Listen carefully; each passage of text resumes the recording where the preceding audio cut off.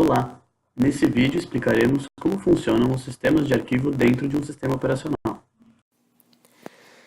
Os discos provêm o kernel do armazenamento secundário, em que o sistema de arquivos é mantido. Eles possuem duas características que os tornam um meio conveniente para armazenar muitos arquivos.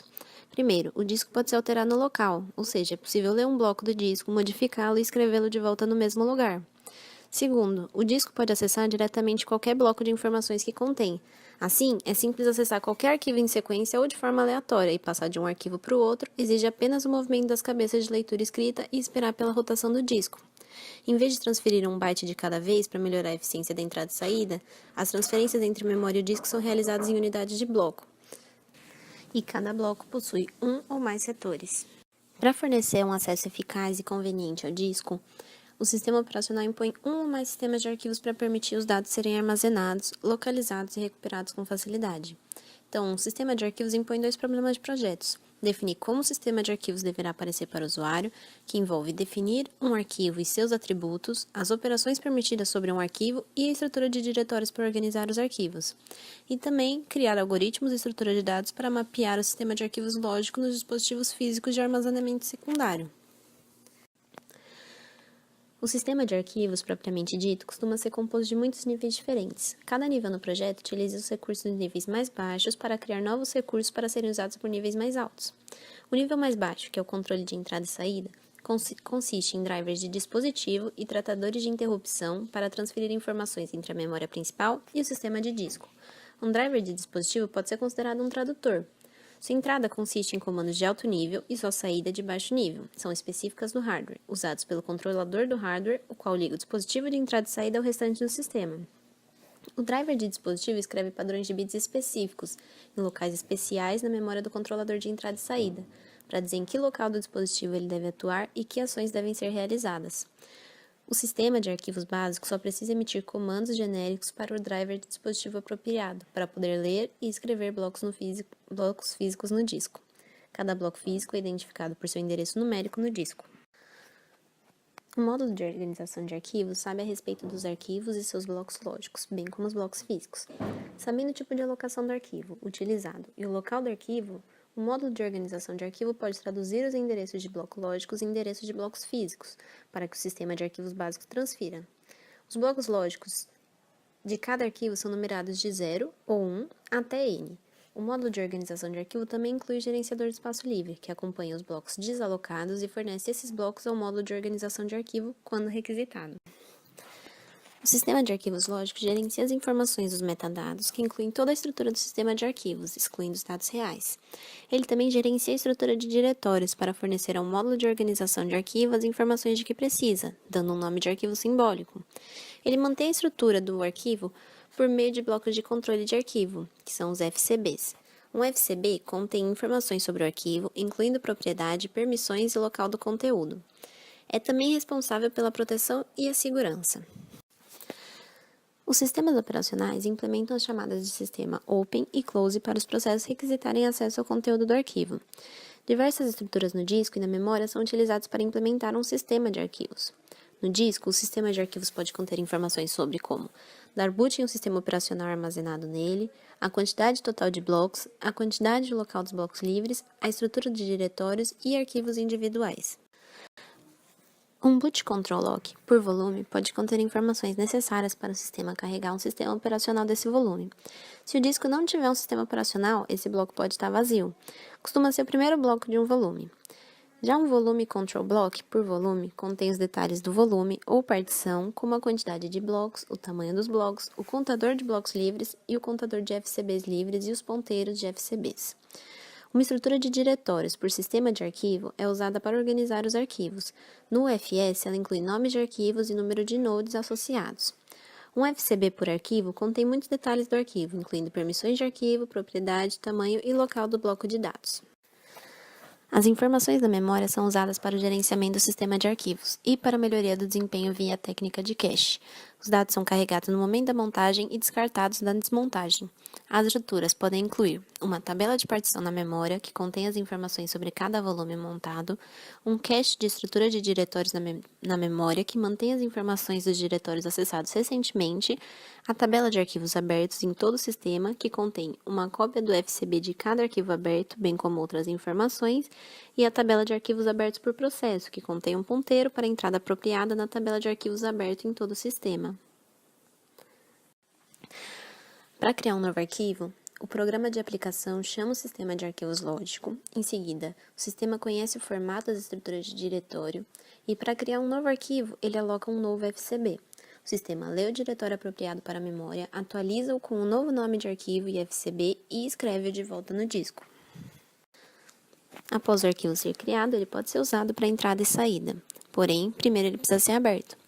A chamada Open passa um nome de arquivo ao sistema de arquivos. A chamada pesquisa a tabela de arquivos abertos em todo o sistema para ver se o arquivo já está em uso por outro processo. Se estiver, uma entrada na tabela de arquivos abertos por processo é criada, apontando para a tabela de arquivos abertos em todo o sistema. Esse algoritmo pode economizar muito trabalho adicional na abertura de arquivos que já estão abertos. Quando um arquivo é aberto, a estrutura do diretório é pesquisada na memória para agilizar as operações de diretório. Quando o arquivo é localizado, o FCB é copiado para uma tabela de arquivos abertos em todo o sistema, na memória. Essa tabela não apenas armazena o FCB, mas também rastreia um contador da quantidade de processos que abriram o arquivo.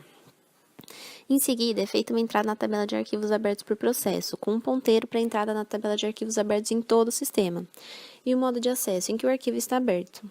A chamada Open, então, retorna um ponteiro para a entrada apropriada na tabela de arquivos por processo. Todas as operações de arquivo em seguida são realizadas usando esse ponteiro. Quando um processo fecha um arquivo, a entrada na tabela por processo é removida e o contador de abertura na entrada da tabela do sistema é decrementado. Quando todos os usuários que abriram o arquivo tiverem fechado, qualquer metadado atualizado é copiado para a estrutura de diretório baseada em disco e a entrada na tabela de arquivos é removida. Em relação às partições de montagem, um disco ele pode ser dividido em várias partições ou um volume pode espalhar várias partições por vários discos. Cada partição pode ser bruta, que não contém um sistema de arquivos, ou processada, contendo um sistema de arquivos. Uma raw disk, que é a partição bruta, é usada quando nenhum sistema de arquivos for apropriado. Alguns bancos de dados utilizam um disco bruto e formatam os dados de acordo com suas necessidades. Esse disco bruto também pode manter as informações necessárias pelos sistemas de disco RAID, como mapas de bits indicando quais blocos estão espelhados e quais foram alterados e precisam ser espelhados. De modo semelhante, o raw disk pode conter um banco de dados em miniatura, contendo informações de configuração RAID com quais discos são membros de cada conjunto RAID. As informações do boot podem ser armazenadas em partição separada e têm seu próprio formato, pois no momento do boot, o sistema ainda não carregou drivers de dispositivo do sistema de arquivos e, por isso, não pode interpretar o formato do sistema de arquivos. Em vez disso, é uma sequência de blocos, carregados como uma imagem para a memória. A execução da imagem começa em um local pré-definido, como o primeiro byte. Essa imagem de boot pode conter mais do que as instruções de como dar boot em um sistema operacional específico. A partição raiz, que contém o kernel do sistema operacional e às vezes outros arquivos do sistema, é montada no momento do boot. Outras partições podem ser montadas automaticamente no boot ou montadas manualmente depois, dependendo do sistema operacional. Como parte da montagem bem-sucedida, o sistema operacional verifica se o dispositivo contém um sistema de arquivos válido. Ele faz isso pedindo ao driver do dispositivo para ler o diretório do dispositivo e verificando se o diretório possui o formato esperado. Se for inválido, a partição precisará ter sua coerência verificada e possivelmente corrigida, com ou sem a intervenção do usuário. Por fim, o sistema operacional observa em sua estrutura de tabela de montagem na memória que um sistema de arquivos está montado e o tipo de sistema de arquivos. Os detalhes dessa função dependem do sistema operacional. Para permitir a implementação de sistemas de arquivos diferentes dentro de um mesmo sistema operacional, foram desenvolvidos os sistemas de arquivo virtuais. As primeiras implementações inseriam rotinas de diretório para cada tipo de sistema de arquivo, gerando complexidade desnecessária e gastando espaço de armazenamento. Após perceberem que essa solução era longe do ideal, desenvolveram uma interface orientada a objetos e modularizada, que permitia a reutilização de código e garantia que o sistema operacional funcionaria de forma coerente com qualquer sistema de arquivos. O sistema de arquivos virtuais, ou VFS, é composto por 3 camadas: A primeira é a interface de chamadas de diretório, sendo composta das funções open, read, write e close, para abrir, ler, escrever e fechar arquivos, respectivamente.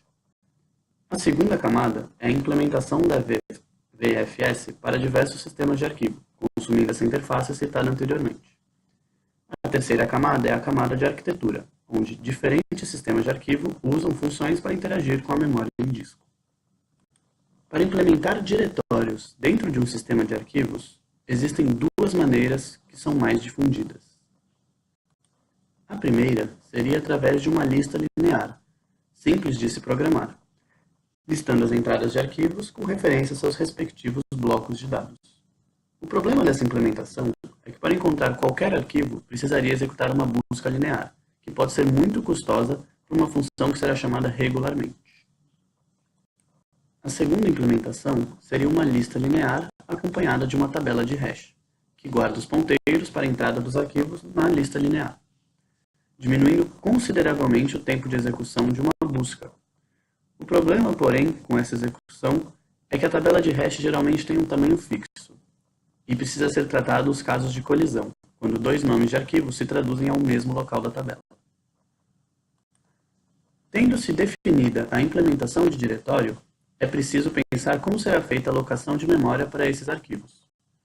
Os três métodos existentes são a alocação contígua, a alocação interligada e a alocação indexada. A alocação contígua coloca os blocos de dados dos arquivos em posições contíguas no disco, criando uma ordenação linear. Esse sistema permite que a movimentação da cabeça de leitura e escrita seja mínima, ao mesmo tempo que minimiza também o tempo de busca para encontrar arquivos sequenciais. Nessa implementação, a entrada de diretório do arquivo indica o primeiro bloco de dados dele e a área alocada total para o próprio arquivo. Porém, essa solução acarreta em alguns problemas. Para encontrar um espaço para um novo arquivo, o sistema procura o primeiro espaço contíguo livre que comporte esse tamanho, mesmo que sobre algo depois. O que, com o tempo, acaba criando pequenos espaços de memória livre quando os arquivos são excluídos e realocados, criando assim fragmentação externa do disco. Outro problema é ter de determinar de antemão quanto espaço será necessário para determinado arquivo. Se alocar um espaço pequeno demais, gastará processamento para resolver os problemas que isso acarretará depois. Se alocar um espaço grande demais, um pedaço dele vai demorar a ser utilizado, mas mesmo assim estará alocado, criando assim uma fragmentação interna de disco. Existe, entretanto, uma maneira de amenizar esses problemas, que seria implementando extensões de espaço para arquivos, garantindo que fossem alocados sempre que o arquivo necessitar de espaço adicional. Essa solução não resolve os problemas de fragmentação, mas os diminui. A segunda implementação possível seria usando a alocação interligada. Essa implementação resolve os problemas da alocação contígua. Essa ideia seria semelhante a uma lista ligada dinâmica, onde os blocos de dados seriam alocados em tempo real e em espaços aleatórios da memória. Cada bloco de dados teria um ponteiro para o próximo e a entrada de diretório teria apenas uma referência para o primeiro e último bloco de cada arquivo. As vantagens dessa implementação são claras. Nela não existe a fragmentação de disco. Não é necessário declarar o tamanho do arquivo em sua criação e também nunca é necessário realizar a compactação do espaço livre em disco. Porém, ela também apresenta alguns problemas. É ineficiente para arquivos que precisam de acesso não sequencial, porque só se pode percorrer blocos um após o outro.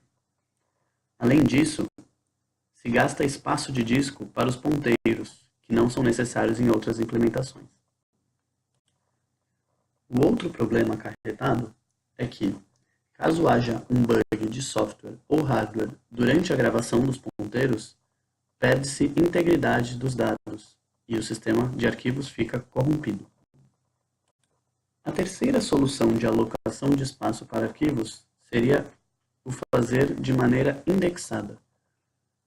Isso resolve os problemas da alocação contígua e permite acesso direto não sequencial aos blocos de dados do arquivo. Nessa implementação, se cria um bloco índice, que indica os blocos de dados do arquivo em um array de ponteiros. A entrada de diretório teria somente uma referência a esse bloco índice. Entretanto, temos a desvantagem de ser necessário alocar uma série de ponteiros para todos os arquivos, independente do tamanho, mesmo que esses ponteiros nunca vão ser usados. Além de que, a criação do próprio bloco índice gasta espaço de disco. Outro problema é que não se sabe de antemão quantos blocos de dados será necessário para o arquivo.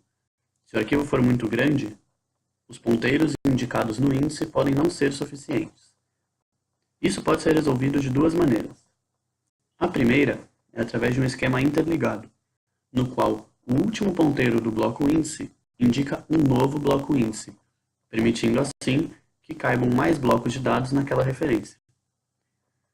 A segunda solução é através de índices multinível, onde um índice indica somente novos índices, que por sua vez podem indicar mais índices ou blocos de dados, permitindo assim exponencialmente arquivos cada vez maiores. A eficiência de armazenamento e tempo de acesso ao bloco de dados são critérios importantes na seleção do método apropriado para um sistema operacional implementar. Antes de requisitarmos um método de alocação, precisamos determinar como os sistemas serão usados. Para qualquer tipo de acesso, a alocação contígua requer apenas um acesso para obter um bloco de disco. Como podemos manter o endereço inicial do arquivo na memória, podemos calcular o endereço do disco do bloco na posição I e lê-lo diretamente. Para alocação interligada, a gente também pode manter o endereço do próximo bloco na memória e ler diretamente. Esse método serve para acesso sequencial, porém, em processo direto, um acesso ao bloco I poderia exigir I leituras de disco, logo não deve ser usada para uma aplicação que exige o acesso direto. Como resultado, alguns sistemas admitem os arquivos de acesso direto usando a alocação contígua e os de acesso sequencial pela alocação interligada. Para esses sistemas, o tipo de acesso deve ser declarado quando o arquivo é criado. Um arquivo criado para acesso sequencial será vinculado e não poderá ser usado para acesso direto. Já um arquivo criado para acesso direto será contíguo e poderá admitir o acesso direto e sequencial, mas seu tamanho máximo tem de ser declarado quando é criado. Nesse caso, o sistema operacional precisa ter estruturas de dados e algoritmos apropriados para admitir ambos os métodos de alocação. A alocação indexada é mais complexa. Se o bloco de índice já estiver na memória, então o acesso pode ser feito diretamente. Entretanto, a manutenção do bloco de índice na memória exige um espaço considerável. Se esse espaço da memória não estiver disponível, pode ser preciso ler o bloco de índice e depois o bloco de dados desejado. Para um índice de 2 níveis, 2 leituras de bloco de índice podem ser necessárias. Para um arquivo extremamente grande, o acesso a um bloco perto do final do arquivo exigiria a leitura de todos os blocos de índice antes de o bloco de dados necessário poder ser lido. Assim, o desempenho da alocação indexada depende da estrutura do índice, do tamanho do arquivo e da posição do bloco desejado. Alguns sistemas combinam a alocação contígua com a alocação indexada, usando a alocação contígua para arquivos pequenos e passando automaticamente para uma alocação indexada se o arquivo crescer. O desempenho médio pode ser muito bom. Muitas outras otimizações estão em uso. Dada a disparidade entre a velocidade CPU e o disco, é válido acrescentar milhares de instruções extras ao sistema operacional para economizar apenas alguns movimentos na cabeça da leitura e escrita do disco. Além do mais, a disparidade está aumentando com o tempo, a ponto de centenas de milhares de instruções poderem ser usadas para otimizar os movimentos da cabeça. Como o espaço em disco é limitado, precisamos reutilizar o espaço dos arquivos excluído para os novos arquivos, se for possível. Para acompanhar o espaço livre no disco, o sistema mantém uma lista de espaço livre. Essa lista registra todos os blocos de discos livres, ou seja, aqueles que não estão alocados para algum arquivo ou diretório. Para criar um arquivo, é pesquisado a lista de espaço livre em busca da quantidade de espaço exigida e é alocado esse espaço para o novo arquivo. Esse espaço, então, é removido da lista de espaço livre. Quando o arquivo é excluído, seu espaço em disco é acrescentado novamente à lista de espaço livre. São utilizadas algumas técnicas para fazer o gerenciamento do espaço livre. Uma delas é o vetor de bits. Nesse caso, cada bloco é representado por um bit. Se o bloco estiver livre, o bit é 1. Se o bloco estiver alocado, o bit é 0. A principal vantagem dessa técnica é sua relativa simplicidade e a eficiência na localização do primeiro bloco livre, ou N blocos livres consecutivos no disco. Uma técnica para localizar o primeiro bloco livre no sistema, que usa o vetor de bits, para alocar o espaço do disco, é verificar sequencialmente cada palavra no mapa de bits para ver se esse valor não é zero, pois uma palavra de valor zero possui todos os bits zeros e representa um conjunto de blocos alocados. A primeira palavra que for diferente de zero é pesquisada em busca do primeiro bit 1, que é o local do primeiro bloco livre. O cálculo do número do bloco é n de bits por palavra vezes o n de palavras com valor zero, mais o deslocamento do primeiro bit 1. Então, mais uma vez, vemos recursos do hardware controlando a funcionalidade do software. A capacidade de realizar cálculos de deslocamento do hardware leva à solução de software do vetor de bits para gerenciar o espaço livre. Infelizmente, os vetores de bits só serão eficientes se o vetor inteiro for mantido na memória principal. Manter isso na memória principal é possível para discos menores, mas não necessariamente para os maiores. Outra técnica é interligar todos os blocos de disco livres, mantendo um ponteiro para o primeiro bloco livre em um local especial no disco e colocando-o em cache na memória. Esse primeiro bloco contém um ponteiro para o próximo bloco de disco livre e assim por diante. Esse esquema não é eficiente, pois para atravessar a lista temos de ler cada bloco, o que requer um tempo de entrada e saída substancial. Felizmente, a travessia da lista de espaço livre não é uma ação frequente. Em geral, o sistema operacional precisa de um bloco livre para poder alocar esse bloco a um arquivo, de modo que utiliza o primeiro bloco na lista de espaço livre. O método FAT incorpora a contabilidade dos blocos livres à estrutura de dados de alocação. Não é preciso usar qualquer método separado. Já para o agrupamento, são armazenados os endereços de n blocos livres no primeiro bloco livre. Os primeiros n-1 desses blocos estão livres. O último bloco contém os endereços dos outros n blocos livres, e assim por diante. Os endereços de uma grande quantidade de blocos livres podem ser localizados rapidamente, ao contrário da situação na qual a técnica padrão de lista encadeada é usada. Outra técnica é a de contagem, que é tirar proveito do fato de que, em geral, vários blocos contíguos podem ser alocados ou liberados simultaneamente, em especial quando o espaço é alocado com o algoritmo de alocação contígua ou por meio do agrupamento. Assim, em vez de manter uma lista de n endereços de discos livres, podemos manter o endereço do primeiro bloco livre e o número n de blocos contíguos livres existentes após o primeiro bloco. Cada entrada na lista de espaço livre consiste em um endereço de disco e um contador. Embora cada entrada exija mais espaço do que o endereço de disco simples, a lista geral será mais curta se o contador for maior que 1. O uso eficiente do espaço em disco depende bastante dos algoritmos usados na alocação de disco e diretório. Por exemplo, os inodes do Unix são pré-alocados em um volume. Até mesmo um disco vazio possui uma porcentagem do seu espaço perdida para os inodes. Contudo, pré-alocando os inodes e espalhando-os pelo volume, melhoramos o desempenho do sistema de arquivos. Esse desempenho melhorado resulta da alocação do Unix e dos algoritmos de espaço livre, que tentam manter os blocos de dados do arquivo perto do bloco de inodes desse arquivo, para reduzir o tempo de busca.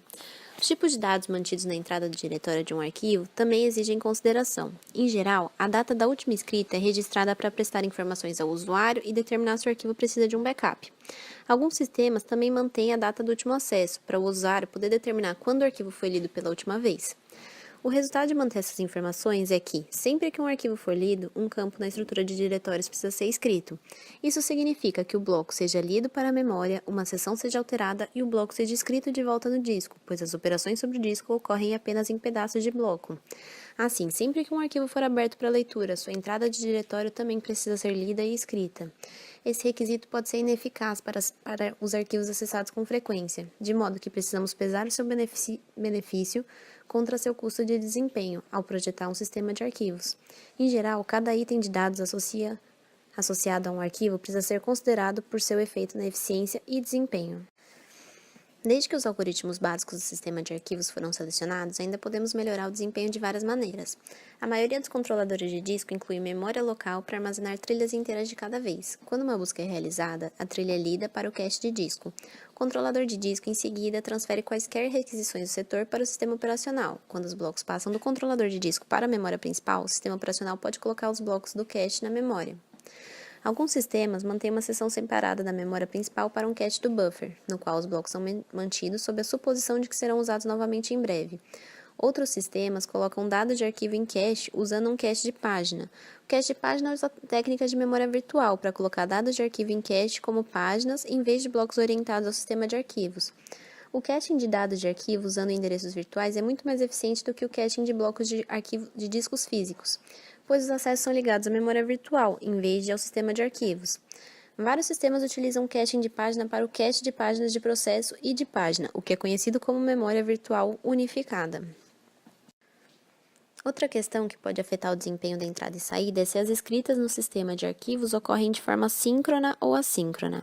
As escritas síncronas ocorrem na ordem que o subsistema de disco as recebe e não são colocadas em buffer. Assim, a rotina de chamada precisa esperar até os dados alcançarem a unidade de disco antes de poder prosseguir. Em uma escrita assíncrona, os dados são armazenados no cache e o controle retorna a quem a chamou. Escritas síncronas são mais raras que as assíncronas. Escritas de metadados, entre outros, podem ser exemplos de escritas síncronas.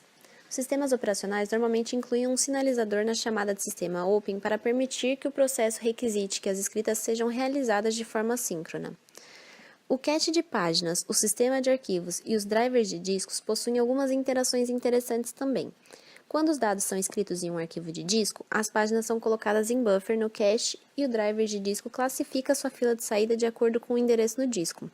Essas duas ações permitem ao driver de disco reduzir as buscas na cabeça do disco e escrever dados em instantes otimizados, conforme a rotação do disco.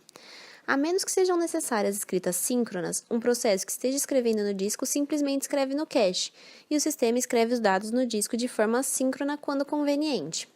O processo do usuário percebe escritas muito rápidas. Quando os dados são lidos de um arquivo em disco, o sistema de entradas e saídas em bloco realiza alguma leitura antecipada, porém, as escritas são muito mais próximas do assíncrono do que as leituras. Assim, a saída para o disco por meio do sistema de arquivos normalmente é mais rápida do que a entrada para transferências grandes, ao contrário da intuição natural. Os arquivos e os diretórios são mantidos na memória principal e no disco. Deve-se sempre ter o cuidado de garantir que uma falha no sistema não resulte em perda de dados ou incoerência nos dados. Isso se trata do tema recuperação. No caso da verificação da consistência, as informações do diretório na memória principal costumam ser mais atualizadas do que as informações correspondentes no disco, pois as informações de diretório em cache não são necessariamente escritas em disco assim que ocorre a atualização. Então, considere o efeito possível de uma falha no computador. O conteúdo do cache e do buffer, assim como das operações de entrada e saída em andamento, pode se perder, e com eles quaisquer mudanças nos diretórios de arquivos abertos. Esse evento pode deixar o sistema de arquivos em um estado incoerente. O estado real de alguns arquivos não é conforme o descrito na estrutura do diretório. Constantemente, um programa especial é executado no momento do boot para verificar e corrigir as incoerências no disco. O verificador de consistência compara os dados na estrutura de diretório com os blocos de dados do disco e tenta reparar quaisquer inconsistências encontradas. Os algoritmos de gerenciamento de alocação e espaço livre ditam os tipos de problemas que o verificador pode encontrar e o sucesso que terá no reparo. Temos também a situação do backup e da restauração. Muitas vezes os discos magnéticos falham, devendo-se ter o cuidado de garantir que os dados perdidos nessa falha não sejam para sempre. Para essa finalidade, os programas do sistema podem ser usados para o backup dos dados, do disco para outro dispositivo de armazenamento. A recuperação da perda de um arquivo individual, onde o disco inteiro, pode ser uma questão de restauração dos dados do backup. Para reduzir a cópia necessária, podemos usar informações da entrada do diretório de cada arquivo. Uma agenda de backup típica poderia ser a seguinte: no primeiro dia, copiar para um meio de backup todos os arquivos do disco, o que é chamado de backup completo. No segundo dia, é copiado para outro meio todos os arquivos alterados desde o dia anterior. Isso é chamado de backup incremental. No terceiro dia, copiar para outro meio todos os arquivos alterados desde o dia 2, que é o dia anterior, e assim vai indo. Então, até o dia N, que vai ser copiado todos os arquivos alterados desde então para outro meio, até o dia N-1, e então volta ao dia 1. O novo ciclo pode ter seu backup escrito em cima do ciclo anterior, ou então em um novo conjunto de meios de backup. Dessa maneira, a gente pode restaurar um disco inteiro, iniciando as restaurações com um backup completo e continuando em cada um dos backups incrementais. Normalmente, quanto maior for o N, é maior o número de fitas ou discos que precisa ser lido para uma restauração completa. Uma vantagem adicional desse ciclo de backup é que a gente pode restaurar qualquer arquivo excluído acidentalmente durante o ciclo, recuperando o arquivo excluído por meio do backup do dia anterior. O tamanho do ciclo é um meio termo entre a quantidade de meios de backup necessária e a quantidade de dias desde quando uma restauração poderá ser feita. Para diminuir o número de fitas que precisam ser lidas para realizar uma restauração, uma opção é realizar um backup completo e depois, a cada dia, fazer o backup de todos os arquivos que foram alterados desde o último backup completo. Desse modo, uma restauração pode ser feita por meio do backup incremental mais recente e o backup completo, sem que quaisquer outros backups incrementais sejam necessários. O problema é que mais arquivos serão modificados a cada dia, de modo que cada backup incremental e sucessivo envolve mais arquivos e mais mídias de backup. Constantemente, os cientistas de computação encontram que as tecnologias e os algoritmos originalmente usados em uma área são também úteis em outras. As implementações resultantes são conhecidas como sistemas de arquivos orientados à transação baseados em log. Lembre-se de que a falha no sistema pode causar inconsistência entre as estruturas de dados do sistema de arquivos no disco, como as estruturas de diretório, os ponteiros de blocos livres e os ponteiros FCB livres.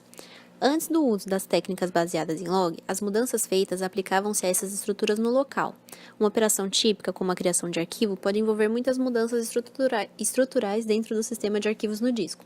Essas mudanças podem ser interrompidas por uma falha e ocorrem inconsistências nas estruturas. Existem vários problemas com essa técnica. Embora possamos permitir que as estruturas se rompam e repará-las na recuperação, um problema é que a inconsistência pode ser irreparável. A verificação de consistência pode não ser capaz de recuperar as estruturas, resultando em perda de arquivos e até mesmo diretórios inteiros.